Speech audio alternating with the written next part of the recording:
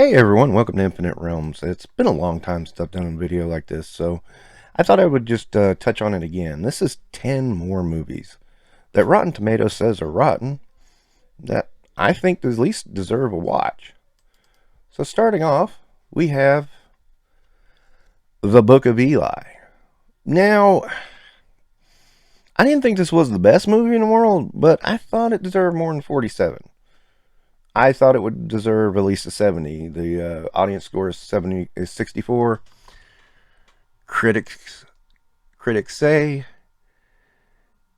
it's certainly uneven, and many viewers will find that its reach extends its grasp, whatever the hell that means. But the Book of Eli finds the Hughes brothers injecting some fresh style fun into the kind of post-apocalyptic wasteland timegoers have seen more than enough of lately.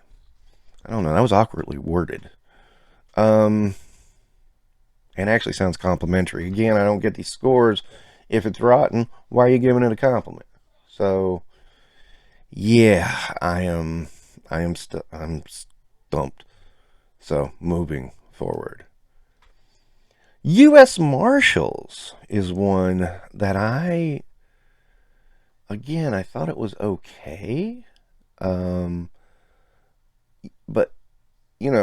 again, I would have thought, closer up here to the 60 mark. Audience score says 53. So, yeah, I might be onto something here. A rote, albeit well-casted action thriller, U.S. Marshal suffers badly in comparison to the beloved blockbuster that preceded it. We're talking about The Fugitive. And it wasn't really a sequel. It was more of a spin-off, in my opinion.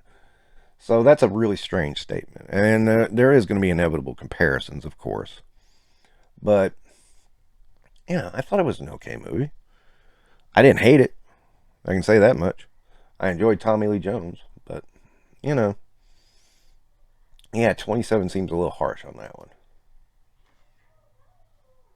The Bucket List, 41%. 77% audience score. Once again, not even the earnest performances of the two leads can rescue The Bucket List from its... What the hell word is that? Scamazazi script? They're making shit up now. Yeah. Anyway, I thought it was an okay movie. I think 77 is a much more fair score. Again, not the greatest movie in the world. Not a 100 or a 90, but, come on. And before we go any further, I do want to say I know that it is skewed. I know the math doesn't work.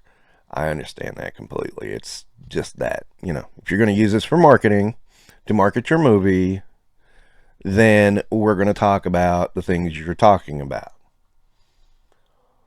Okay. This one caught me off guard. Freddy vs. Jason. I remember very positive reviews for this when it came out. 41%, and then an audience score 50%. Really? I would have thought 65 to 70, to be perfectly honest, on both of those. Fans of the two horror franchises will enjoy the showdown, but for everyone else, the same old slice and dice. Well, no, it wasn't. It was a good monster movie, and that's what it was intended to be. And I still stand by my 75 or 60. Yeah, I have 70, 75.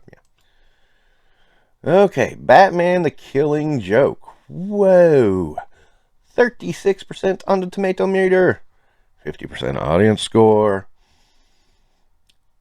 I grant you the thing about Batgirl and Batman having sex bugged me.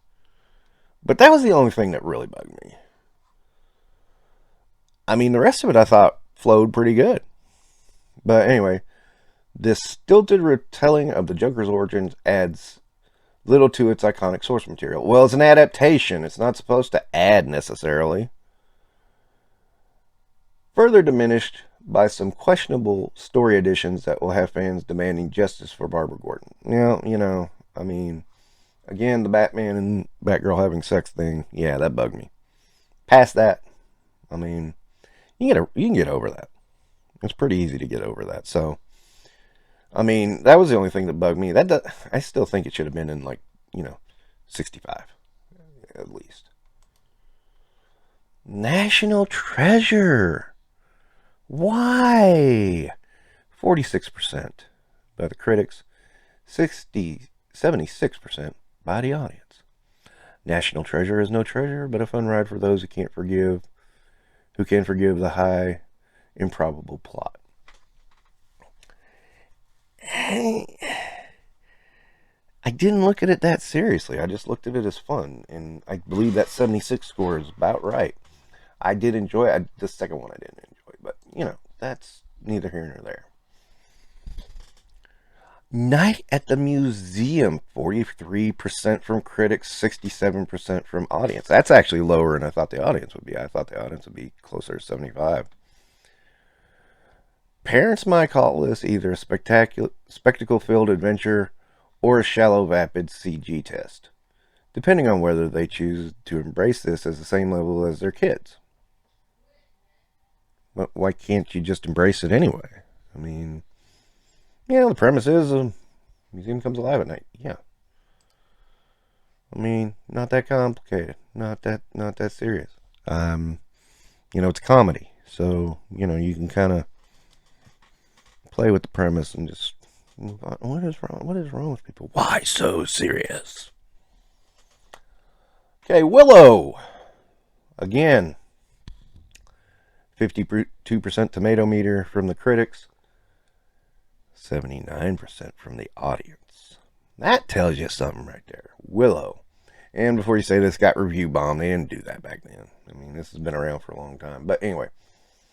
Again, another movie I thought was perfectly fine. I mean, yeah, there was a little bit of Lucas ripping off Tolkien. But, Okay, so state-of-the-art special effects and appealing performance from Warwick Davis can't quite save Willow from its slow pace and generic story. Generic? Well, I don't think it was that generic.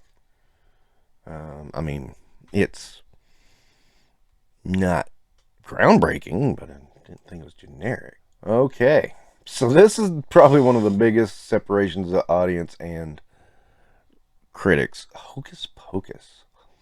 39% on the critics, 71% from the audience.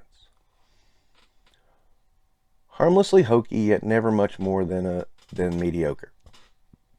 Hocus Pocus is a muddled, family-friendly effort that fails to live up to the talents of the impressive cast. So, Hocus Pocus 2 just came out. I mean, I thought Hocus Pocus was worth a watch. It's not great in my mind. It's not bad. I would launch it right up here in the 71%. That's where I would put it. Not 39%. So, again, I don't get this at all. So finally, yes, Emilio Estevez and the Mighty Ducks. 21% versus 65% audience score. The Mighty Ducks has feel-good goals, but only scores a penalty shot for predictability. Oh, we're supposed to let them lose. Okay. Just to make sure I understand that correctly. We are supposed to let the Mighty Ducks lose. It's too predictable if they win. Thank you, Vince McMahon. Gah. Rotten Tomatoes. You kill me. Okay, so that is it. Another 10 movies Rotten Tomatoes says sucks. I think are alright. And some of the audiences think are alright. Not all of them. That's okay. We can all disagree. But, is there any that you think don't deserve that rotten score? Tell me below in the comments. Alright, that's going to do it for Infinite Realms right now. Don't forget to like and subscribe.